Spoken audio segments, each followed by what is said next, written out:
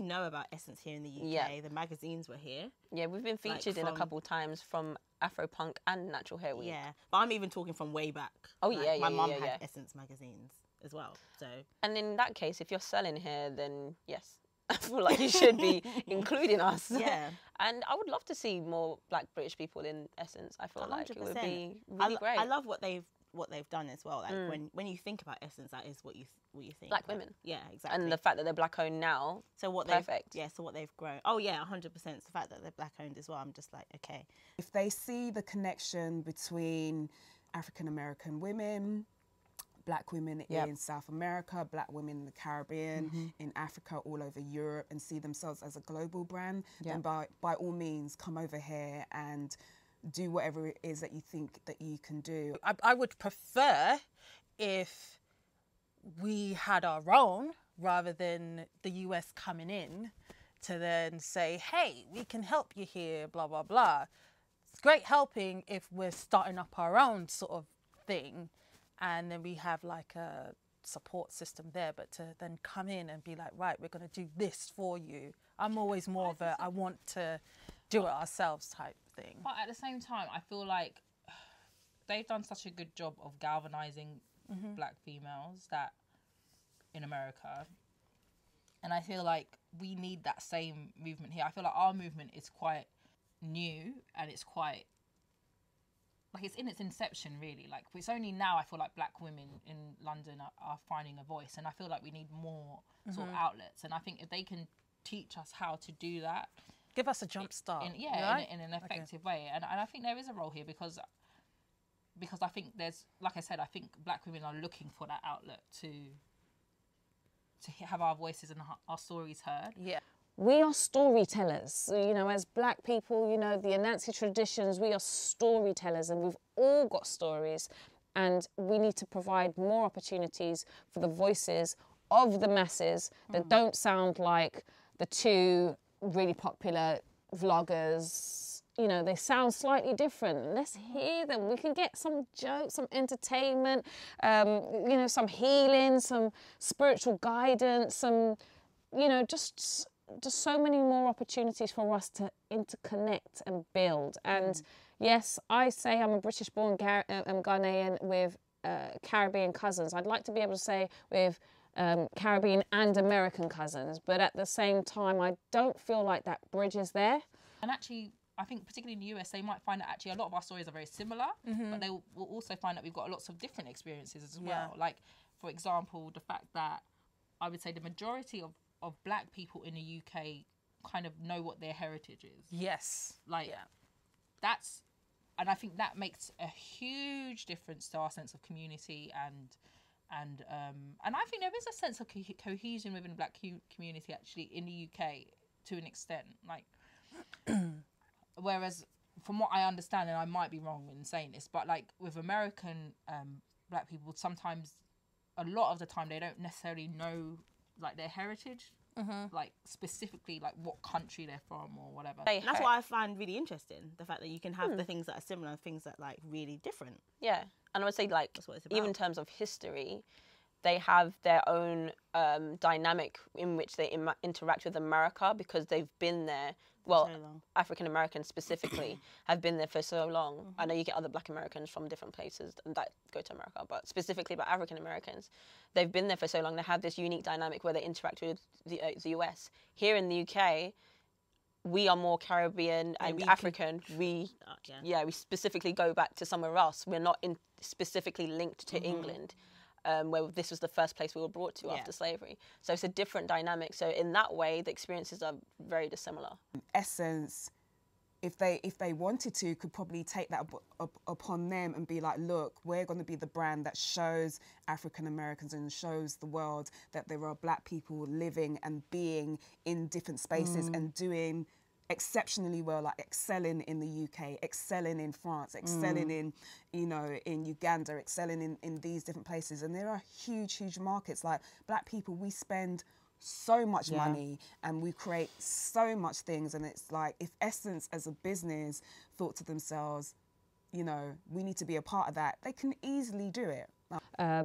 America is somewhere that we travel to really easily and vice versa. But you know, I do think that America's pretty much functioning in America, whereas Africa and the Caribbean and Britain and the blacks there are really trying to mobilise and, you know, do this cross-working. And if we can get America in there, woo, Essence, you go take over the world. Essence Festival here would be lit, I feel like, especially if they take into consideration the British culture, that, well, most likely London culture, that exists and is very, very prevalent and is born of black culture.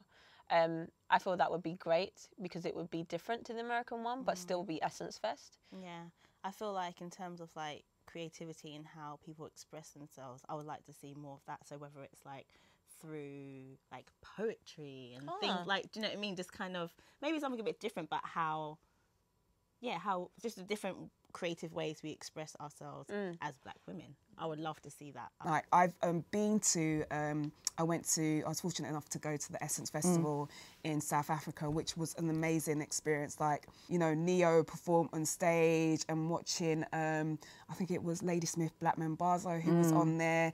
And then on the Sunday, they had all of these amazing gospel artists. Like, listen, I damn near cried when the music in itself, and it was in a football stadium, so you can imagine the acoustics going round. It was absolutely fantastic. We've got football stadiums. Look, football is our national sport. So if you wanted it in the stadium, not a problem. Catch that wave. Because the reality is, yes, we do have little pockets of workshops and panel events and festivals here, but there isn't a built strong platform that has been occurring over years, and I definitely think there's a market for it. Because even with like Stylist magazine, I guess Stylist magazine is the nearest thing that we've kind of got in terms of a place where there's speakers. They might have music afterwards, but every time I see that it advertised, I'm like, it's not going to cater for what I need really or what I want. Pull me to And then the next thing that we have that is consistent is, I guess, the WOW Festival at South Bank. Again, it embraces all peoples of race and colour, but we don't have a consistent event or a consistent platform that everyone's part of it, that is a big establishment, that we can hear our stories and see people who look like us. There's Afropunk now, which is a new thing for the UK. But again, I don't really want to put dots on over my eyebrows and look funky for the day. Oh, I met Tina Knowles as well. Yes, and well, wait, tell the let me tell story. the story. Okay, so there's a story behind this. So Essence, you know, they also did like an expo as well. So if you were an up and coming businesswoman who perhaps produces bags and clothes and things like that, they had an expo for that. So, you know, you go and have go to the concerts in the day, in the evening. In the daytime, you go to the expo and look at these things. So I was at this particular store and I'm browsing through the bags and everything. And I'm like, oh my God, it looks amazing. Oh guys, I'm gonna spend so much money, yay. So I bought these items. So festival's over now, I come back home and then I thought, oh, let me go onto the Instagram page of the designer who I bought the bag from and the clothes from. So I go and I find her. And then I'm looking, I find myself, a picture of myself in there buying items.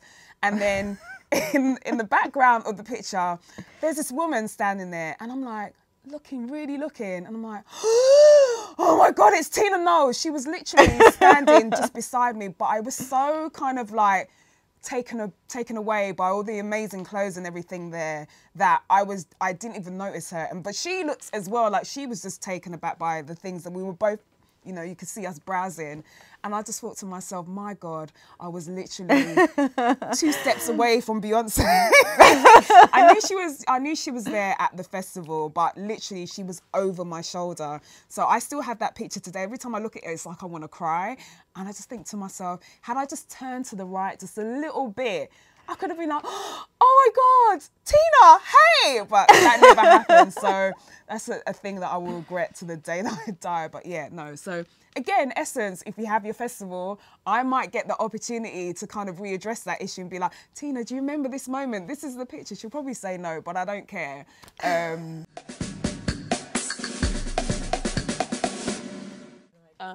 Yeah, I can't bother. I'll just say what I said. Trying to be all creative. Yeah, like, long. Because the curls in my hair. The roots in my neck. The curve in my back. I am proud to be a black woman because I create more black magic through, I give birth to black magic, literally. I am proud to be a black woman because of the light that I shine. I feel that's a light that every black woman has, in the sense that when you're going through darkness, we know how to switch that light on and keep going. I am proud to be a black woman because despite the fact that we get pushed into the darkness, our light still shines the brightest. Hashtag Black Girl Brilliance. I'm proud to be a black woman because, like life on earth, we still persist. Hashtag Black Girl Magic. Hashtag Black Girl Brilliance. Hashtag Black Girls Are Persistent. Black. Hashtag Black Girls Are Easy. And I mean that in a way. So I'm done. I'm proud to be a black woman because that made me who I am today. My heritage, my culture, wherever I come from, it's both a beautiful balance of past struggles and present successes. And I think that's a beautiful thing to be, and it made me look good. I'm black and beautiful. I'm proud to be a black woman because I've seen many successful, beautiful black women in my life, and I think representation is key. I do hold black women on a pedestal, and I think they're just the greatest gift on earth, literally. So if that reflects me, then I'm proud to be a black woman. I am proud to be a black woman because we are just amazing. Literally at the bottom in terms of like the pecking order of life, but I feel like we're at the top when it comes to just rising above everything. And we do it so well and so flawlessly. I think as well at times when people see that, they see that's the amazingness that they see, and you know, people who have issues with that will try and forever put us down, but we're just like, nah, it can't happen. We're too strong. We're the Alpha and Omega, the first. I am proud to be a black woman because I have everything. I have everything that everyone else wants. I'm the blueprint. I'm powerful. I've got the universe and everything within me, and I'm actually a threat. But because I know I'm a threat and know now that it's not because I'm not good enough, watch. I like that. All right, cool. Amen.